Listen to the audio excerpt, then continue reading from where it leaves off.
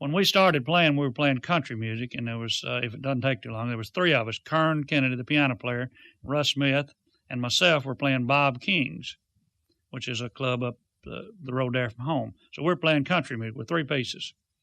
And Jack and Joe Lewis and Johnny Ray had a three-piece band, and they were playing another little club in this area. So Elvis comes out with That's All Right, Mama. So we hear that, and we think that's fantastic. And so we got together, and Jack was actually a drummer. Jack Nance is actually a drummer, but he's a music major, so he can play trumpet a little bit. So that's what we wound up him playing trumpet. Russ was a better drummer. We did some riffs that we did that were harmony or whatever, and they came out great because Jackie used a mute on the trumpet, see, and it just, everything, the sound just came out almost alike. Did you guys get together in school initially to form a band and work shows like that? Most of us were already out of school, except Joe Lewis now, the big fellow that played the guitar and went with Twitty. Joe started out, when I first met him, we were playing around at Newport there together, and he was a mandolin player. You can imagine a guy 6'4", and he's about 14 years old. Johnny Ray bought an electric bass, and he couldn't play it. Never did learn to play the electric bass till a lot later. So we decided to put Joe on electric bass. So we had an upright bass and electric bass. Where did the move to go to Sun Records and present yourself to Sam Phillips take place? How did that happen? Right after Elvis came along, we were practicing, so we worked up Redhead Woman, We Want a Boogie, at the radio station where I told you about Jerry Grosjean was our manager. And we just, we went to Memphis to see Sun Records, Sam Phillips, and we walk in, just like everybody else did, I guess, and say, we want to make a record. Sam took us in there and did the work himself. In other words, he engineered the first things we did. The first two things we did, he engineered himself. And for some reason, he had the ear that what I say was his secret for the whole thing. If the song felt good to him personally, then he liked it. And that's the way he got all of his hits, I guess. That these songs actually, when he listened to them, they did something for him. And nobody's ever been able to do it quite that good since.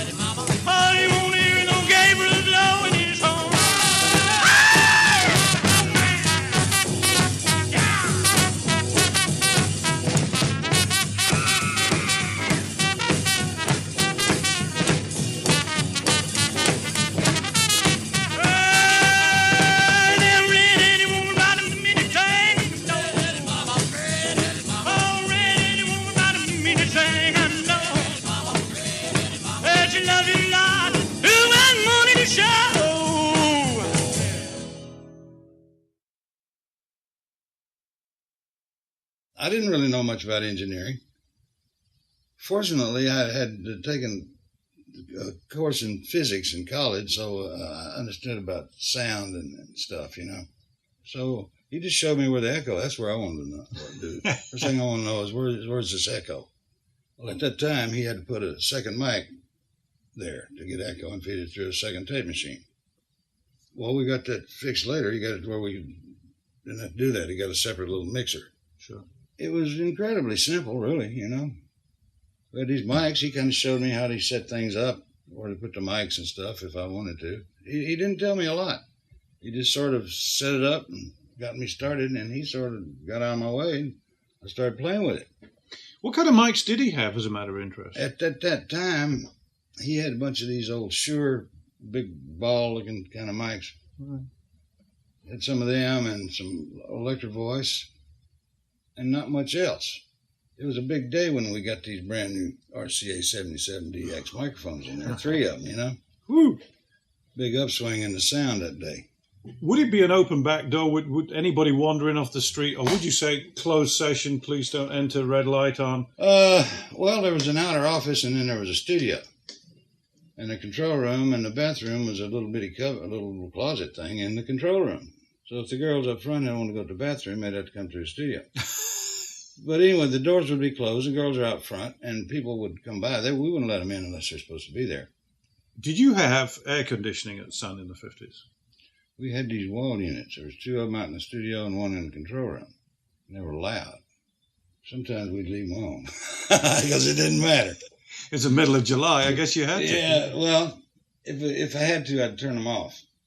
But there was a lot of times we left them running because the music is loud enough to, to overpower it. And it may have helped the sound for all I know.